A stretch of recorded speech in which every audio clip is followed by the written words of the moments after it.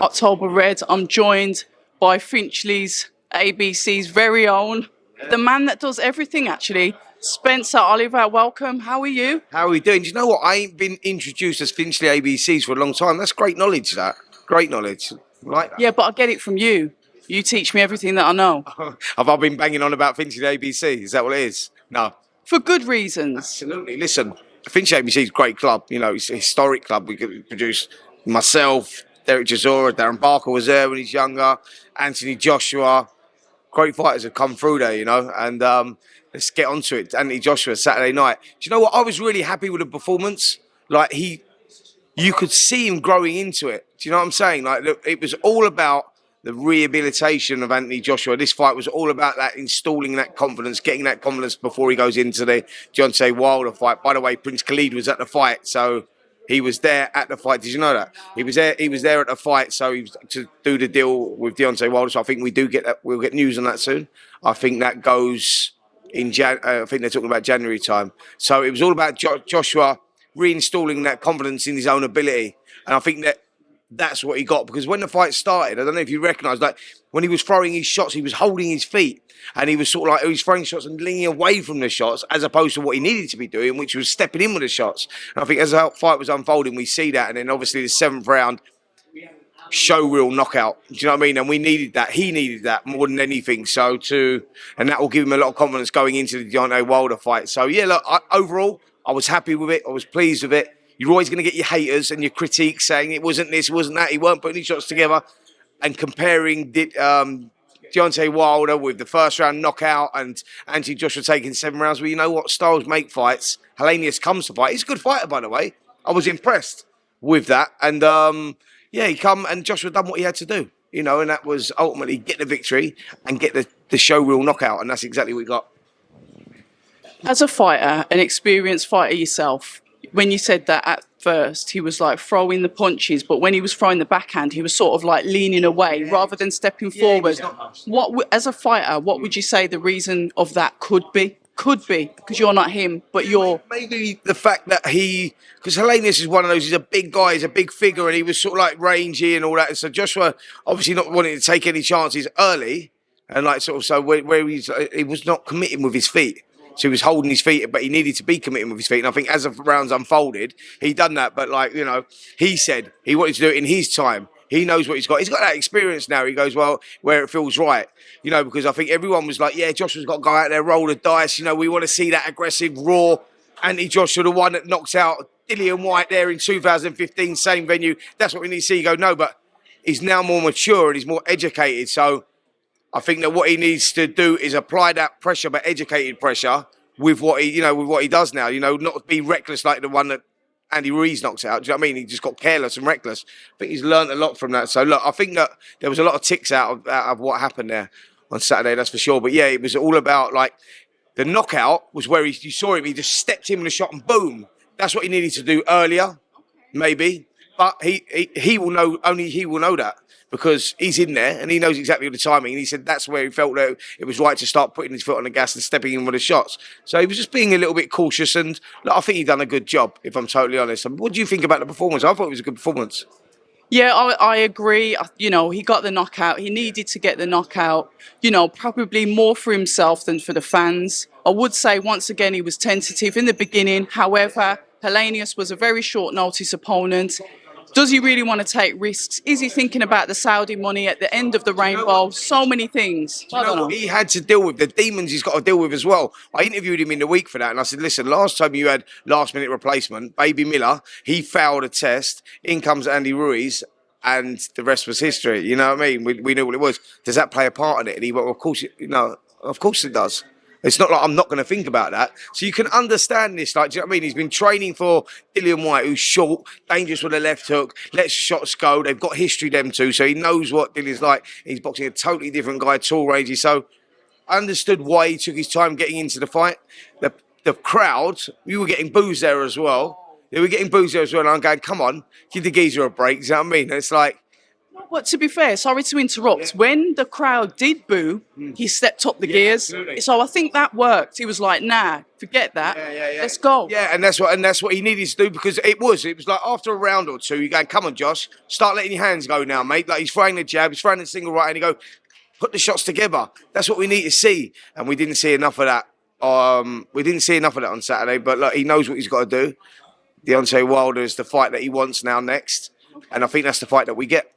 Well, briefly, let's just touch on that. We say that styles make fights. A lot of the comments, because obviously I've put up some conversations that I've had fight night, fight week, and the general consensus is he cannot go in there and do that with Wilder.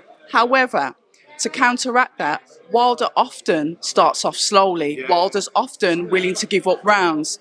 So maybe that style could beat Wilder. I don't know. Your thoughts? Do you know what? It's going to be a shootout, him and Wilder, and that's basically what it is. It's going to be a shootout, and it's like Wilder's like very explosive in his attacks, and he throws his shots from round the side and all that. So Joshua's got to be careful of that because Joshua's more straightforward, walks in straight lines, throws shots straight. You know what I mean? Whereas Wilder goes. So I think that Joshua's just got to go in there with that attitude. It's going to be like knockout or get knocked out. And that's basically where you're at, but it's got to be educated in what he's doing. Do you know what I mean? You go like, because they are going to have to engage there. Do you know what I mean? So it's like, it's going to be, yeah, it's going to be, that's an interesting fight. That it's going to be interesting to see what tactics he's going to have going into that one. Because like you say, Deontay will start on the back foot a little bit, but he's explosive. And when he throws his shots, the reason he creates as much power as he does is how quick he springs into the zone. Do you know what I mean? Into the punching range. Do you know what I mean? So into the pocket. Yeah, absolutely. He is. Bam. And that's where the power comes from. Joshua's got to be careful of all that sort of stuff. But look, I can't wait for that fight. It's a fight that we've wanted to see for ages. And I think it's a fight then. He's go, right, if he wins this fight, if he wins against Deontay Wilder, he's regained all that respect from everyone. Because I think that plays on his mind as well, that, you know, how can this guy that's got like, and he has got a legacy already, and the reason he's got a legacy, right, is because not just because he's a world silver medalist, Olympic gold medalist, two-time world champion, not because of that. It's his journey, where he come from, where he got to, and the kids he inspired along the way. Like Anthony Joshua's different to others, where he's given millions of kids hope, where they go, wow, where he was, you know what I mean, drinking, smoking, like, you know, Asbo's against him in his area, found Finchley ABC, found boxing and transformed his life. You go, that is inspirational. That's legacy. And people don't respect him enough for that. You know, not just about what he's done in the ring, but his journey along the way as well. You go, that is give millions of kids hope. And I think that he should be, you know what I mean? So I think that he should be commended for that anyway, but he doesn't get the respect that he deserves because people judge him on performances, recent performances. And I think that Deontay Wilder is the perfect fight for him to go, wow, how can you, if he knocks Wilder out, how can you not respect this geezer anymore? So, yeah, it's a good fight. Final words on that then. Would you have any objection, say, for instance, if they both, because I spoke to Malik King Scott, and he's of the impression that there's a possibility Deontay could fight again before he fights Anthony Joshua in October. Would you have any objection of AJ possibly having another fight before those two seal the deal for possibly January? We're going to look at February now. I wouldn't have any objections to that. I wouldn't mind that, if I'm totally honest. But I just think that where he's at right now, he's boxed Franklin, 4 months ago. He's got this one now. I think now it's all about focusing on Deontay Wilder and where he's at and you know, what he's got to do for that fight. Deontay Wilder's actually the one that needs a fight because he's been out of action for a while now. So he needs a little tune-up, you know, going in because... You know, that's he's been out of action for a while. So it's like when you go to a fight of that magnitude, you don't want to have been out for the best part of a year or whatever. So yeah, let's see what happens in October if that does happen. But we get the fight, the boxing. You know what I mean? So everyone should, you know, appreciate this. What's going on right now? We're getting the fights that we wanted to see. So yeah. Yeah, with some heavyweights, but we're going to leave that there. Let us move on to today's press conference. A very good domestic fight, no belts on the line. However, this could get personal. Joshua Waxy, Dan Aziz, they know each other. Yeah. Talk to us about this fight, Spen. Do you know what it is? They've got history, these two, as in when Waxy in 2016 wins Olympic, you know, bronze medals, Dan Aziz is in the gym sparring with him, actually looking up to him. Like, so really was like, you know, Waxy was like a mentor to him, really. Aziz is going, this is where I want to be. This is where I want to be. All of a sudden now it's leveled out and they're on this they're having this fight, which is brilliant news, man. I love the story, both from the same area. Do you know what I mean? It's like one of those that I'm hoping that this captures the imagination of the public. It's going to be a great fight, unbelievable fight. Like, do you know what I mean? Whereas 18 months ago, you would have gone, Waxy wins that fight easy. They're not even, do you know what I mean? Like now, Dan has improved so much, so many questions. Like, yeah, overall, it is a great trade fight, this one. I love this fight, and I hope that, I hope it captures the imagination like it should do, because, today's the press conference, obviously. But I think, yeah, who wins this fight? It's one of them ones, 50-50.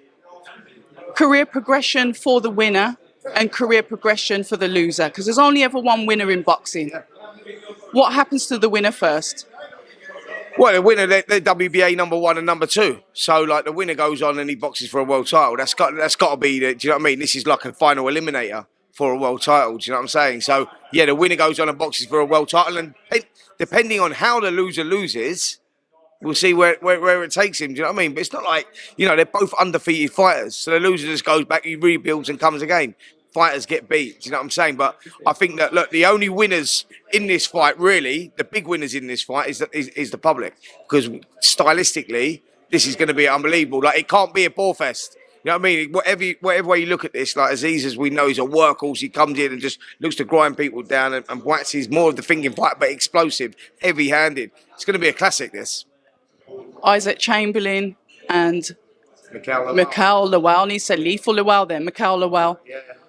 That's got a lot of needle. Then the fight didn't happen. So there's going to be some kind of like pent-up aggression. Talk to us about that fight. Sorry about that. Yeah, I love that fight as well. It's a great fight, man. Mikhail Lawal and Chamberlain. Chamberlain thinks that he's been running. Chamberlain thinks he doesn't want it. He's pulled out of the fight a couple of times. Mikhail Lawal's a great fighter, but Chamberlain, again, he's one of those fighters, man. He just seems to have, even through, when he lost to Chris Smith, like the balls he showed in that fight, man, that was like fight of the year. When was that, last year or whatever? Yeah, it was unbelievable, man. I was there at ringside for that one. I'm just thinking, wow, man, this geezer is showing balls. And he gave Billam Smith a lot of problems in that fight as well. I think he's a great fighter. I think the momentum's with him at the moment.